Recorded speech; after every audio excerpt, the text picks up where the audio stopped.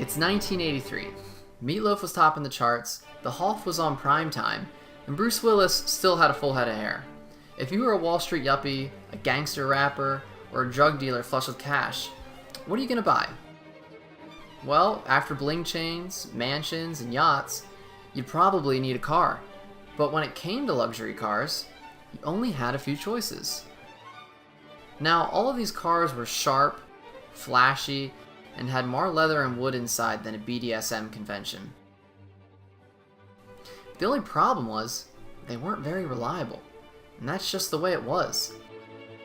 If you bought a luxury car, you knew it would depreciate like a rock and probably fall apart before your loan was even paid off. This is where Toyota chairman AG Toyota comes into play. The company was booming at the time, and they were taking in more money than they knew what to do with. So in 1983, he set a challenge. He asked his engineers to make the world's best car. So they spent the next few years and over $1 billion developing the luxury car to top all luxury cars. It would be smooth like a Rolls Royce, powerful like a Benz, and stylish like a Jag. Finally, in 1989, Lexus launched their first car, the LS 400, and it was an instant success. In fact, Lexus was eating so much into the luxury market that BMW and Mercedes had sales drops of over 20% each within the first few years. Following the incredible success of the LS, Lexus realized that to compete with the Germans, it needed to offer cars in different segments. So within just a few years, they launched the ES, the GS, and the SC. During the 90s, Lexus was hungry. Being a new brand, they had to prove themselves on the global market, so they consistently innovated and refined. But once you're on top, there's only one way to go, and that's down. Okay, real quick pause. Before all the Lexus fanboys come in and attack me, I should say I am a fan of the brand. I really do like Lexus. When I was a kid, my dad had all of these models right here, so I've grown up with them, and I've seen them slip into mediocrity, and it bothers me. It bothers me because I know what they're capable of. You know, when they first came out, they were miles ahead of the competition, but the problem was they got comfortable.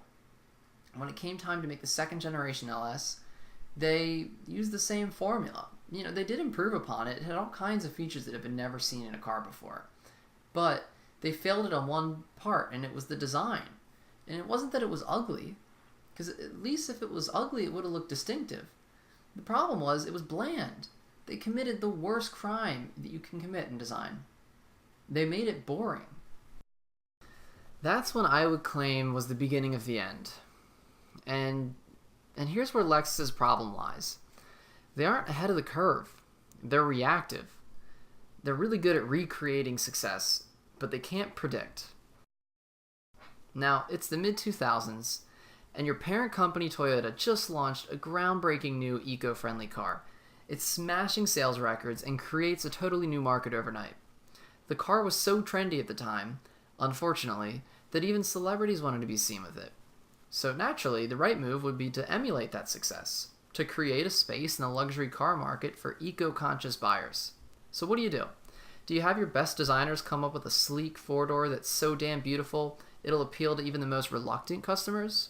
Or do you take the Prius, tweak the design, keep the mechanicals the same, slap a new badge on it, and call it a day?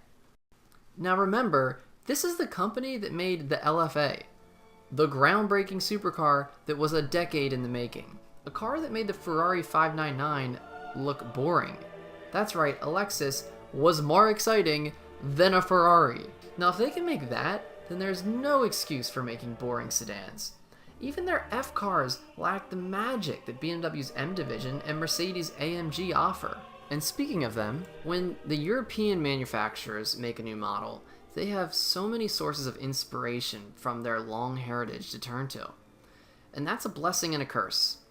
And Lexus's new flagship Grand Tourer proves it. The LC500 is one of the best looking cars of all time. It looks like nothing else on the road. This is the kind of car that Lexus should have and could have been making. And that's the beauty of Lexus. They have what most engineers and designers dream of. A clean slate. Lexus was able to make the LC because they don't have a long heritage to limit them. Lexus can take their car design in any direction they want and push new boundaries. That's why it's so frustrating when they choose to make this. The company injected a breath of fresh air into a stale market of old world designs, shitty electronics, and totally unacceptable build quality.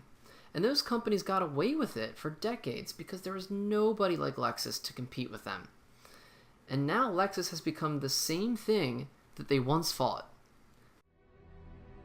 It was said that you would destroy this thing, not join them! I hate you! And it's not like Lexus makes bad cars. I mean, they make durable, reliable cars. But the problem is, they have so much potential. The sheer amount of talent and funding they have at their disposal, they could be making the most incredible cars in the world, and they're not. And that's the problem. So while Lexus has been cruising along for the last 15 years, Mercedes and BMW have caught up and surpassed them, while Lexus has retreated to producing thinly veiled Toyotas. Barring the LC.